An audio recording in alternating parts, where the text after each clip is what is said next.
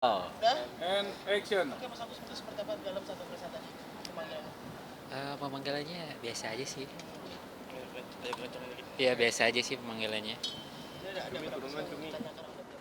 Dan seperti apa ya? Lumayan banyak juga sih. Cuma kan saya nggak bisa ngeliat juga sih. Nggak saya nanya-nanya tapi lumayan banyak pertanyaan sih. Tadi Ada pemeriksaan kesulitan lama. nggak? Hah? Ada kesulitan tanggung jawab atau seperti Oh nggak ada. Lancar-lancar aja sih tadi. Tadi pemeriksaan lama. Ini Gus ada tambahan-tambahan banyak kah apa terkait hal itu? apa? Ya ada tambahan masuk di dalam itu. Iya. Ada Iya tambahan-tambahan. tambah-tambah teknis-teknis terbaru lah.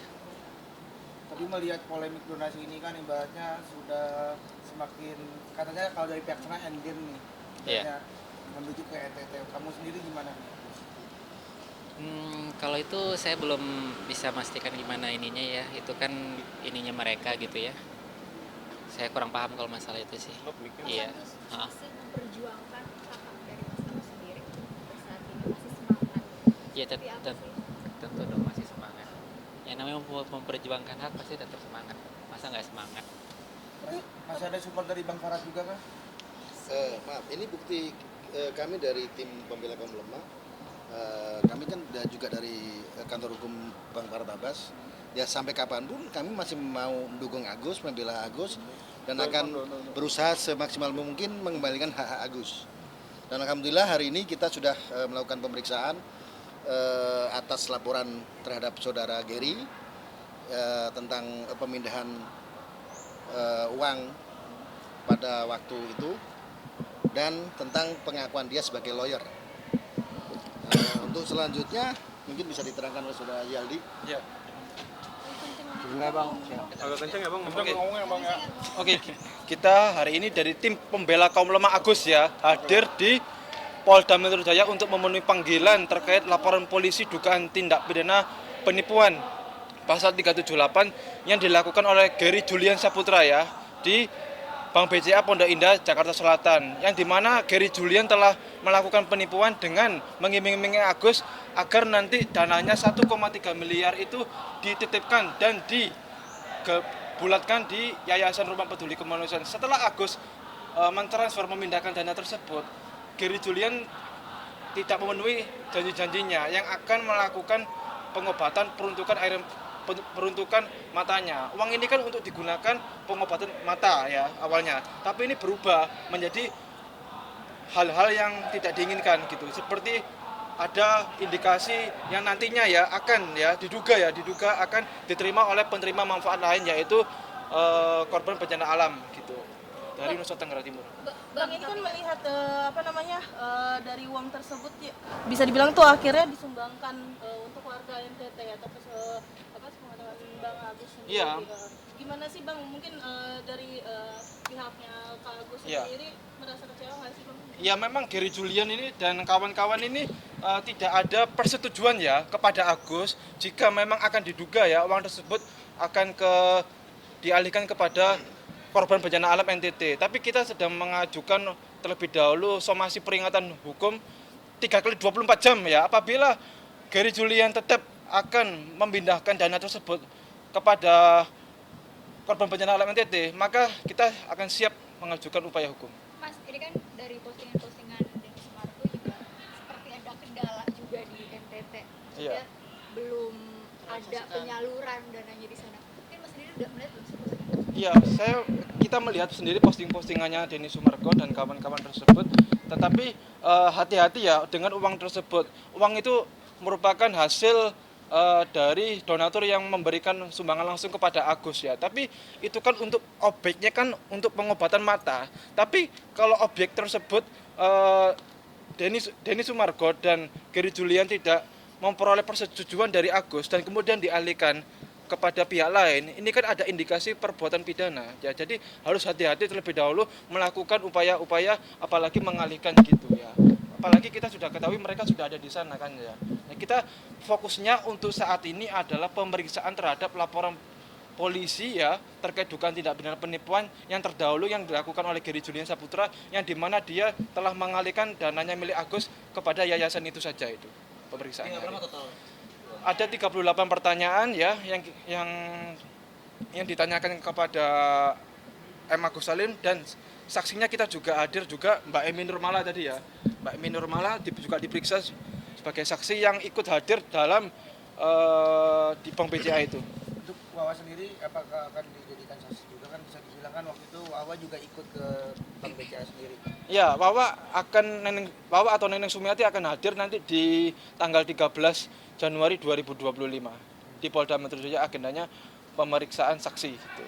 Kita minta ya kepada kepolisian untuk segera memproses laporan polisi ini agar para orang-orang yang oknum yang telah menyelewengkan dana ini agar diproses hukum gitu. Nah untuk belakangan ini kan Wawa jarang terlihat, mungkin ke belakangan ini kan Bang Agus sering ada aktivitas kayak ke rumah Bang Marat, ada kayak kemarin ke rumah duka. Ini Wawa sendiri jarang kelihatan, mungkin udah kesibukan apa ya? Mungkin banyak yang netizen yang bertanya Ya, gitu. kalau untuk kesibukannya Wawa silakan ditanyakan kepada Agus. Gimana Wawa? Agus, Wawa jarang terlihat menemani Agus lagi nih. Iya, ya kan sekarang kan memang kita udah beda tempat tinggal juga. Jadi kan Wawa kan dia punya suami ngurusin anaknya. Jadi dia punya kesibukan tersendiri. Cuman kemarin ke rumah duka sempat kita bareng-bareng kok, bareng-bareng ke sana sama bareng-bareng juga ke situ. Berarti Mas Agus sekarang udah gak tinggal sama Wawa lagi? Enggak sih, teman kita sering berkomunikasi aja sih. Mas Agus sampai saat ini masih ada periksa-periksa ke dokter nggak atau Eh, udah terhenti? Udah pasti ada. Cuman kan nggak rutin setiap harinya, pasti ada jangka waktunya, kadang seminggu, 2 minggu sekali gitu. Kalau untuk pemeriksaan nanti di Singapura itu mungkin seperti apa Mas Agus? Oh, itu kita belum tahu, tunggu aja nanti, iya. Terus tadi waktu itu kan sempat di podcastnya Denso dengan Novi sendiri kan sempat ada bilang katanya di deposit 200 sampai 300 juta untuk pengobatan di JSC sendiri. Waduh. Itu benar nggak sih? Itu saya belum ada dengar sama sekali. Kalau mendengar kita mendengar, cuman buktinya itu nggak ada sampai sekarang. Ya teman-teman juga tahu mereka hanya janji, faktanya nggak ada. Bahkan ada sempat beberapa kali rembes yang nggak diganti sama pihak yayasan. Iya. Gitu. Mas berarti sempat merasa kecewa dengan uang itu dibawa ke NTT Utama. Apalagi itu uang kan awalnya kan jelas itu untuk kamu, tapi akhirnya dialihkan untuk bencana alam gitu.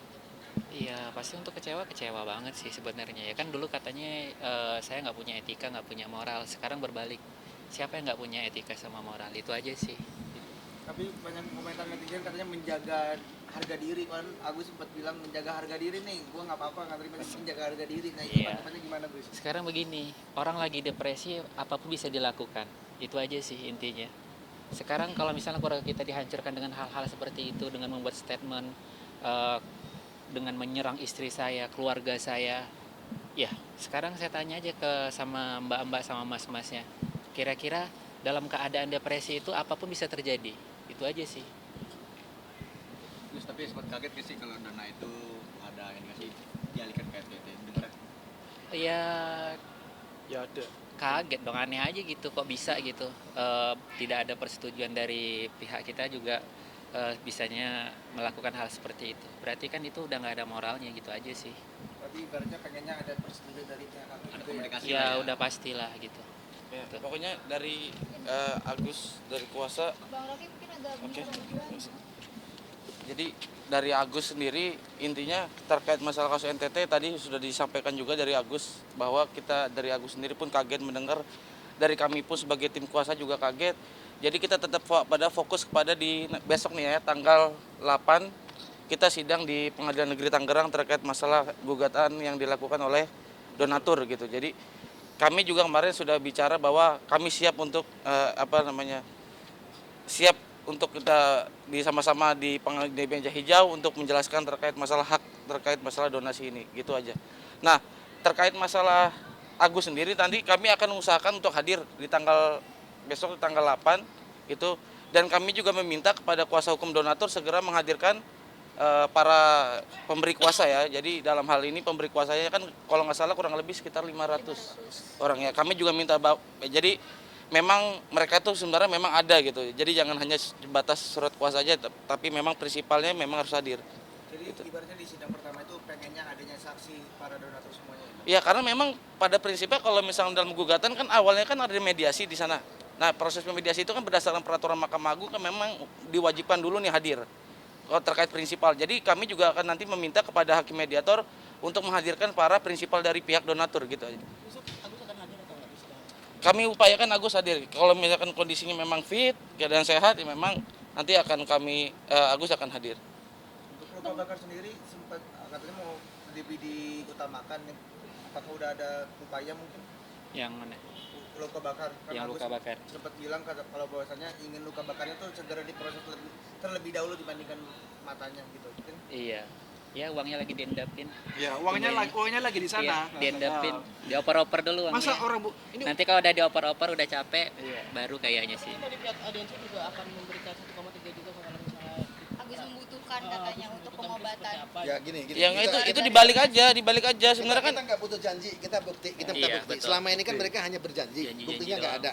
Mereka mau damai berapa kali kita menyambut perdamaian itu, faktanya mereka yang mengingkari. Oke, saat ini biarlah hukum yang berjalan sesuai keinginan para netizen semua. Ayo kita tunggu endingnya kayak apa. Iya. Kita udah mau damai, kita udah siapkan waktu, siapkan tempat, faktanya mereka yang mengingkari. Ya, sekarang kalau mereka mau main-main dengan hukum ya silahkan. Kita siap menyambut itu. Oke, dan kita juga ada beberapa tambahan dari kuasa hukum yang lain tergabung dalam tim pembela kaum lemah. Bukan berarti Bang Farad meninggalkan Agus, bukan. Kemarin Bang Farad di Rumah Duka juga menyatakan bahwa Bang Farad akan jadi kuasa hukum Agus sampai selamanya. Kemarin diucapkan Bang Farad di Rumah Duka. Benar kan Gus waktu itu ya? Iya, benar. Iya, iya. Betul. Jadi bukan berarti Bang Farad meninggalkan, tapi Bang Farad menghindari konflik terulang. Gitu. Jadi Bang Farad nggak mau terulang konflik dengan saudara DS. Oke lah, Bang Farad menghargai upaya damai yang dilakukan oleh Kemensos, Pak Yusuf. Jadi Bang Farad menghargai itu. Namun Agus merasa kecewa dengan sikap yang diambil oleh mereka. Agus menunjuk kuasa lain untuk melakukan langkah hukum. itu ada pengacara baru bang untuk mendampingi Agus itu. Ya, nanti kita lihat endingnya. Bang, Ya. mungkin sedikit menanggapi bahwa beberapa pihak dan juga netizen sempat mengatakan bahwa dana Agus yang dibawa ke NTT tersebut lebih diprioritaskan untuk warga NTT karena untuk tujuan banyak orang daripada Agus. Kalau Bapak sendiri menanggapi itu seperti apa? Oke, ini kan awalnya dana 1,3 miliar ini kan objeknya kan untuk Agus, pengobatan mata Agus, penyembuhan matanya Agus. Tapi berubahlah untuk penerima manfaat lain korban bencana alam di Nusa Tenggara Timur. Artinya apa? Di sini telah terjadi pengalian dana tanpa persetujuannya Agus. Itu seharusnya uang tersebut milik Agus. Donatur yang memberikan uang sumbangan secara langsung kepada Agus ya. Itu adalah miliknya Agus dan beralihlah kepada yayasan. Artinya yayasan ini telah terjadi suatu tindak pidana penggelapan yang mengambil miliknya uang Agus dan dialihkan lagi kepada uangnya Bang, ke kamera bang. dan beralih lagi kepada korban bencana alam NTT padahal tidak ada hubungan sama sekali. Lebih baik Agus menerima uang ini karena Agus sangat membutuhkan sekali. Objeknya kan Agus untuk pengobatan mata Agus, bukan untuk korban bencana alam Nusa Tenggara Timur. Itu kalau memang Gary Julian ini tiba-tiba memindahkannya untuk korban bencana alam NTT, hati-hati Gary. Itu bisa terkena undang-undang tindak pidana pencucian uang, mengalihkan uang tersebut padahal uang ini adalah masih dalam keadaan sengketa.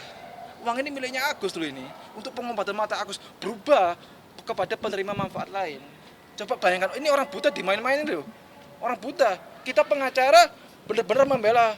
Bener, orang buta ini dimain-mainin uangnya, dibawa ke sana, dibawa kemari, diiming-imingi janji-janji akan diberikan hal-hal lain. Tapi nggak ada sama sekali. Ini orang buta. Bayangin kalau seandainya yang Gary atau siapa itu mengalami hal seperti itu. Bagaimana coba? Nggak mau kan? Makanya jangan main-main. Makanya untuk Gary harus hadir. Harus terima proses hukum laporan polisi ini. Tapi kalau boleh tahu kan kabarnya dana tersebut sudah disetujui oleh beberapa para donatur juga. Itu siapa lagi? Balik lagi donaturnya. Coba balik ini konsepnya balik lagi nih. Coba donaturnya kan waktu itu kan kalau nggak salah di podcast Densu itu kan disampaikan itu di telepon ya. Di telepon itu di situ ada Novi Pratiwi, di situ juga ada Gary, di situ juga ada Deden Sumargo dan ditambah di telepon Pablo ya. Nah, sekarang kita kalau berbicara donatur berapa jumlah para penyumbang? Saya nggak mau nyebut para donatur ya, karena donatur itu sifatnya kan donasi. Nah, sifatnya donasi dan donasi itu memang diperuntukannya kepada penyumbang kepada yang berbadan hukum atau yayasan. Nah, kita ketahui semua faktanya adalah bahwa dalam hal uang itu yang diterima oleh Agus itu bukan merupakan berasal dari yayasan. Dan itu statementnya jelas dari podcast Denso juga yang waktu itu yang bicara bahwa ini dilakukan karena memang atas inisiasi dari Densus sendiri, bukan karena Novi ataupun bukan karena Agus. Jadi jelas dari penyumbang langsung ke rekening Agus, dan ini bukan penyelenggaranya, dalam hal ini bukan yayasan. Jadi yayasan juga tidak berhak untuk mengelola uang ini, apalagi sampai memindahkan uang itu ke NTT. Oke. Mungkin teman-teman bisa menilai gini, waktu itu Agus mempergunakan duit yang sudah masuk ke rekeningnya buat bantu keluarganya, dianggap menyelewengkan. Nah sekarang yang duit itu tujuan awal adalah untuk Agus, tiba-tiba dialihkan ke orang. Teman-teman sendiri menilainya gimana? Apakah ini bukan penyelewengan? Cukup begitu sih, simpel aja. Iya. Lemah Bang, terakhir Kemensos sendiri kan bilang kalau ada pengalihan donasi itu kan harus dilakukan secara resmi, dan Iya. kalau di atas 500 juta itu harus diaudit. Ini udah dilakukan belum sih Bang sebelum NTT sendiri? Abang tahu hal tersebut atau tidak? Kalau informasi terakhir, Yayasan Rumah Peduli Kemanusiaan ini belum pernah dilakukan audit ya terkait uangnya Agus sama sekali. Tanpa persetujuan Agus, uang ini telah diduga ya, akan dialihkan ke korban bencana alam Nusa Tenggara Timur ini. Ini kan objeknya untuk pengobatan mata Agus. Kenapa dipindahkan ke sana? Itu aja terjadi kalau memang seandainya nanti dialihkan, itu bisa masuk pasal 2 Undang-Undang Pencucian Uang. Ancaman hukumannya sangat berat sekali. Satu lagi ya, tambahan terkait masalah yang tadi, terkait masalah dari Kemensos. Jadi sekarang kalaupun ditanya harus diadakan audit, pertanyaannya gini. Jadi Kemensos juga harus hadir di sini untuk sebagai memberikan edukasi kepada kami semua masyarakat Indonesia, khususnya dalam hal kasus Agus. Karena sekarang kalau misalkan ada perpindahan uang dari penyumbang langsung ke rekening Agus, pertanyaannya Agus ini kan pribadi, dia bukan badan hukum.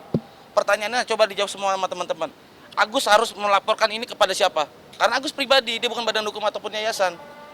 Jadi dari kementerian pun harus memberikan statement juga harus jelas kemana dan siapa yang berhak mengaudit Agus, apakah yayasan? Karena dalam hal ini kan juga tadi statement dari saya tegas bahwa penyelenggara dalam hal ini bukan yayasan. Jadi yayasan itu kayak menanyakan, Gus coba mutasi rekening kamu saya lihat, apa kewenangan dari yayasan? Sedangkan yayasan ini bukan sebagai penyelenggara. Nah sekarang kalau misalkan balik lagi, kalau memang Agus ini harus memberikan transparansi, ke siapa Agus harus memberikan transparansi itu? Karena dia berbicara sebagai individu ya, bukan sebagai badan hukum atau yayasan gitu ya. Terima kasih. Mungkin untuk Mas Agus ada yang mau disampaikan? Intinya kembalikan uang Agus. Gimana Mas Agus? Ada yang mau disampaikan Mas Agus? Agus. Mas Agus? Ada yang mau disampaikan Mas Agus?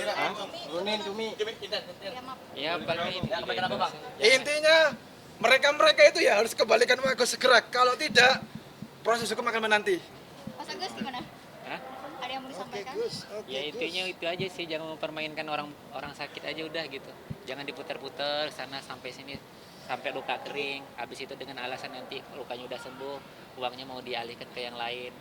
Tapi itu bagus tuh kalau Densu punya uang 1,3 ya. Iya. Jadi mendingan uangnya Densu itu diserahkan ke NTT, nah uangnya Agus tetap diserahin. Udah gitu aja kan sebenarnya selesai. Kalau di ujung-ujungnya bakal dibolak-balik. Oke. Terima kasih ya.